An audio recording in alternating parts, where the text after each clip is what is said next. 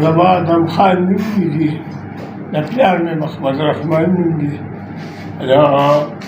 مارزان روډ باندې ساړېرو د چترال کورونو د عظیمګل میا کورونو اوسېدونکی یم او په دغه ځای کې چې کوم دي نو زمونږ لکه دوه درې څلور کوره دي ټول دغه ته مونږ اوسېږو دي. او دا زما د زوی چې کوم دی حبیب نوم یې دی، اتم کې سبق وي، زه سبق پرېښوده او دې ما د شپې راګیر کړو، ومې غربه ومې واښه. هغه زما د یاره چې کوم دی نو د شپې بانګونو ما د جامې اخیستې دي او تښتېدلې دي د کور نه. د دې کم از کم 2 میاشتې کېږي تر اوسه پورې چې کوم دی د هغه څه پته نه لګېدلې. 2 میاشتې پس چې کوم دی د ساړېرو سېټو زما په کور باندې چاپه ووهله او ستا زوی موبایل پټ کړی دی. نو هغه ټایم کې چې دا سېټو راغی نو زه کور کې نه وم، خدای شته په هغه چاپه کې. زما د کور یې چې کوم دی نو بیټرۍ مې ولیدي، د بیټریانو چارجر یې ولیدی. بیا به مې زه خیر دی یاره بیټرۍ مې یوړې څه خبره نه ده، رابې ولیدي. بیا د کور ما په 14 تاریخ باندې چې کوم دی نو سهار زه جومات ته تللي وم لمانځه چې د جمع نه راووتم نو 6 بجې ټایم و. زه کور طرف ته را روان شوم چې ما وکتل نو 4 موبایل او 1 موټر راغی. خو چې زه کور ته رسېدم نو دوی بیا مانه مخکې شوي او زما د کور تالیشي اخیستې ده او له هغې نه چې کوم دی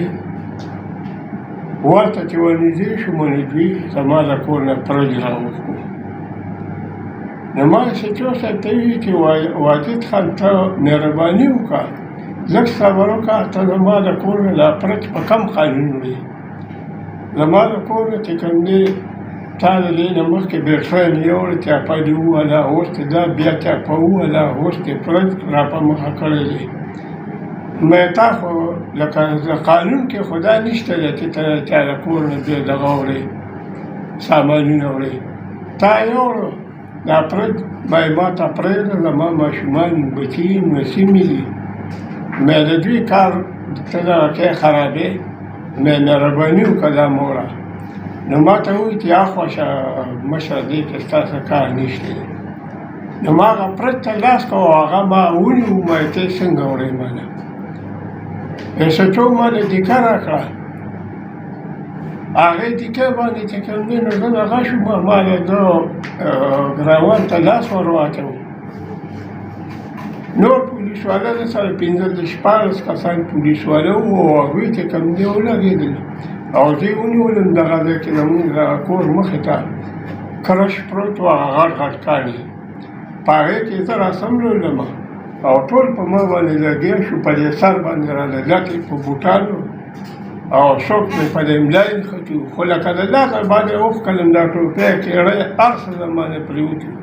بس زه د تلو نه وم، بس باقي بیا هغوی زه له لاسه ونیولم، په دې تلفونو کې له لاسه راکړي وو او زه یې موبایل ته ور وویشتم. چې هلته یې وړم حوالات کې یې بند کړم. د هغې نه پسه 12 بجې دي، 12:30 بجې دي، د سړېرو په تاله کې یو سپین موټر ولاړ دی، سوزوکي کمپنۍ والا ګاډی دی، کاټلسټ که دغسې څه نوم یې دی. هغې کې یو په سیول کپړو کې په سپینو جامو کې یو کس راغلی دی او یو چې کوم دی نو وایي ورځی کوي. او زمونږ زنانه په کور کې چې کوم دی دغه وي ناستې وي، نو هغوی ورته وویل چې سهار چې کوم دی پولیس راغلي وو زمونږ مشر ریپورټ ته، تاسو اوس بیا راغلي یا تاسو څه ګورئ؟ دوی ته یې وویل چې یاره مونږ صرف د دې کور تصویران وباسو. نو چې هغوی کور ته دننه ننوتي دي نو بکسونه چې څومره وو له هغې نه ټولې جامې را ګزار کړي دي او هغه بکسونه ټول لټ په لټ کړي دي او بیا له هغې نه پس چې کوم دی نو ټولې کمرې را په مخه کړي، ټولې کتلي دي او بیا راوتي دي او تللي دي. زه په حوالات کې بند پروت وم. زما په څېرونه راغله ایس ایچ او ورته ویې چې دا د شوګر بیمار دی زموږ مشر ورور دی او دی موږ سره پرېږده سهار به یې موږ راولو ایس ایچ او ورته ویې چې دله د شوګر دوايي راوړه دی زه اوس نه پرېږدم ویلي چې صاحب په 5 تاریخ یې زه راپېښ کړم هغه سینر سیوجت دی ډېر ینګ هلک دی ډېر زبردست انسان دی خدای دې ورسره ښه وکړي چې څنګه یې ما ته وکتل او هغه کاغذونه وکتل هغه پولیس والی ډېر بې عزته کړه ورته یې ویل دلګان د وصال وباسئ کړی دله هغه ایف آی آر چې کوم دی ډسچارج کړو دا دی چې ما سره پروت دی هغه ایف آی آر او د آینده لپاره دا به بار راوسته او داسې کار هم وکړو نو یې بیا مستسلم کړو نو باید زه سعودیت صاحب چې کوم دی بس همدقسې پرېښودم بل یې کړم نه یې جرمانه کړم خو صاحب زه ورته وایم چې زما د کور نه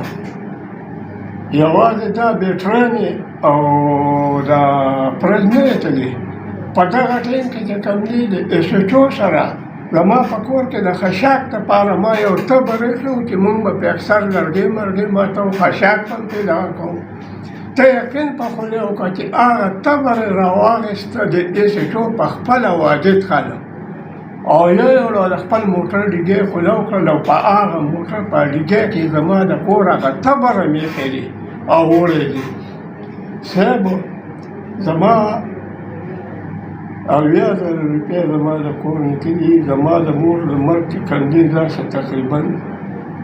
11 دی که 12 کال دی زما د مور د لاس نښه ما سره یو ټوله والۍ پرتې وي هغه ما نه خرڅولې مې دا زما د مور د لاس نښه ده زما مور مړه ده دا د هغې امانت دی هغه پرتې وي یو ټوله هغه وخت کې په 600 روپۍ ټوله وه په 300 روپۍ ټوله وه د هغه وخت خبره ده چې دا هغې ډېر جوړ کړو او هغه کالي هم نشته په کور کې هغه 80,000 روپۍ هم نشته دی نو زه لکه دا دغه کوم عرض کومه صاحب زما د ډي پي او صاحب نه دا توقع د ډي پي او صاحب هم ډېر ښه سړی دی هغه ته ما دا درخواست لیکلی دی دا به زه سبا ورکوم 12 بجې ما دا ټایم راکړی دی انشاءالله چې زما په درخواست باندې به هغه هم خپله کاروي وکړي او زه چې کوم دی د دې ټولو دغه شکرګزار یم د دې ټولو